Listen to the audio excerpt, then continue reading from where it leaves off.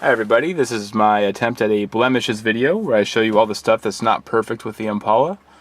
A little bit of stuff here on the glove box. I think I showed that hole that's been cut in there in another video. I don't know how that's got there. And a few speckles on the dash. This isn't metal, that's not rust. A few cracks in the steering wheel. Probably just from age. I think the big one for the interior is going to be that hole there. I didn't take a picture of this for the eBay pictures on purpose. I wanted to make sure that I could explain where this was and how it got there. This is the passenger footwell. As you can see, there's a small hole through this thin sheet here, but it's not completely through there.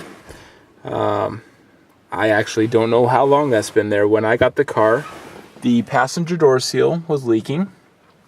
You could actually see where that streak used to run down there. That's gotten lighter over time as I've cleaned the car with Armor All or Meguiar's or whatever I can get my hands on in Hungary, or bring back to rather. Anyways, this is Pour 15 that I've resurfaced or recovered this with. I've pulled out all the loose rust I could. There's a flap there that's really hard to move. I've been underneath the car with a hose. I've been in the engine compartment with a hose. I cannot get water to come in there, so I kind of put this in the needs to be repaired, but doesn't need to be repaired right now bin. But speaking of water damage, there's a little bit of discoloration there. And again, that's from where the seal was leaking. And I would like to think that because the previous owner's garage fit this car, that he honestly did not know that that was leaking that bad in this area. But I noticed it the first winter when I almost had standing water on the floor and pulled up the entire carpet and tried to dry it out really fast. It was quite the event, actually. Moving over here to the driver's side, we've got the tear in the seat. It's about as big as a knuckle on my pinky finger. It's nothing you see when you poke your head in the car, but it is there and probably should be repaired eventually. There's a usual heel spot. One heel spot for the gas pedal, one heel spot for the brake pedal. Let's see.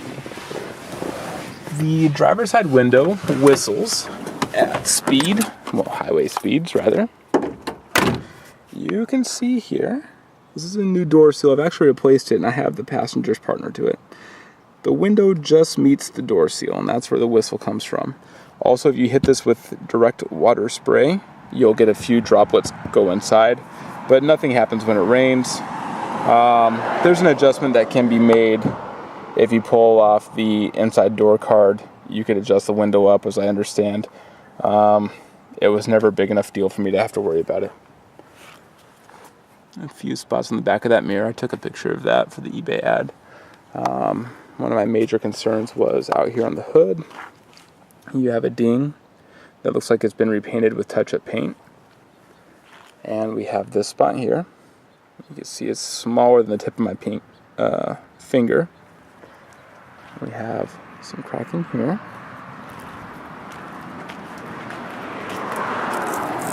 On the passenger side, we have its partner there.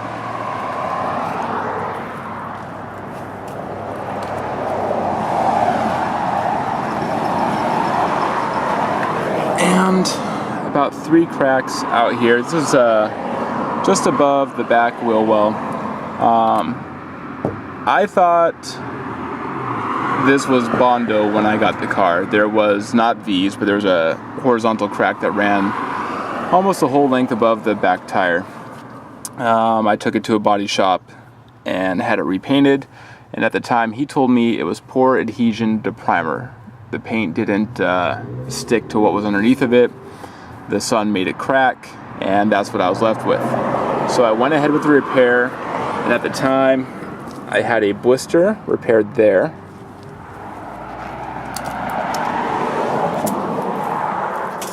And a blister repaired here. So I had the rust repair and the crack done, and there was a long brick-sized scratch that ran down the side. And I think it was because the previous owner's driveway went uphill, and he had a brick wall on one side, well, like a rustic brick wall. So I paid $1,000 at the most expensive shop in town in Hungary to have this repainted, only to find 2 years later that it's coming back. Not only is it coming back, but if I bring you down here, you can see a little bit of a blister there, a blister there, blister there, and there's the last one there.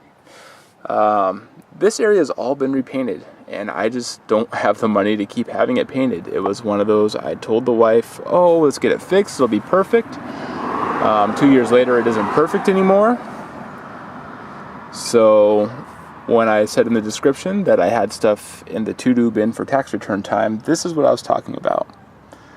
I don't think this is anything that you would scream over right away, but it does need to be fixed eventually. What else can I show you? How about the bumpers? On the driver's side front, you have the smallest, this pen tip size coming through. You have this here, which I'll use my finger. I used a key, slightly longer than my knuckle. How about second knuckle on index finger? This, I have what are actually 4 faded spots on the hood. That is what's known as bird poop etching. It comes from having your only parking spot under a tree, and it is fixable with a clay brick and polish, I'm told. I do not have a clay brick. I've never used a clay brick, and I'm afraid I'm just not comfortable enough with using one to try it on this car for the first time. This has been here for a month. For giggles, I tried a coat of wax on top of it, and of course it didn't help any. Moving to the back bumper.